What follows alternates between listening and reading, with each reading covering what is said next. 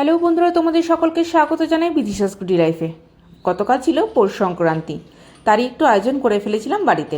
ছোটোবেলায় মাকে দেখতাম মাটির উনুনে কাঠের জ্বালানে বসে এই সরা পিঠে ভাজতো। সেকাল তো গেছে, তাই একালে গ্যাসের জ্বালেই এই সরা পিঠে তৈরি হবে। মাটির সরা, চালের গুঁড়ো, দুধ সব নিয়ে এসেছি, আর গুড় তো আছেই। এবার ভালো করে প্যাকেটের সেই চালের গুঁড়োকে নিয়ে নিলাম গামলার মধ্যে, বেশ বড় জায়গার মধ্যে। তার মধ্যে সামান্য একটু নুন দিয়ে আর উষ্ণ গরম জল দিয়ে ভালো করে ব্যাটারটা রেডি করে নিতে হবে। এমন গরম জল দিতে হবে যাতে হাতে সহ্য করতে পারি।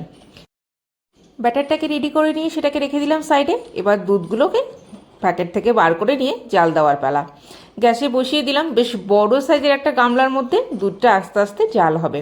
এদিকে সরা বসিয়ে দিয়েছি একদম মিডিয়াম টু লো ফ্লেমে। মাটির সরা তো, নাহলে ফট করে ফুটে উঠবে। তারপর এক হাতা ব্যাটার দিয়ে ওই যে ঢাকনাটা দিয়ে ঢাকা দিয়ে তার পাশে চারিপাশে ন্যাকড়া দিয়ে হবে চাপা দিয়ে দিতে হবে। ছোটোবেলা মাকে দেখতাম ঠিক এই একই প্রসেসেই কাঠের জ্বালানে সরা পিঠে বানাতো।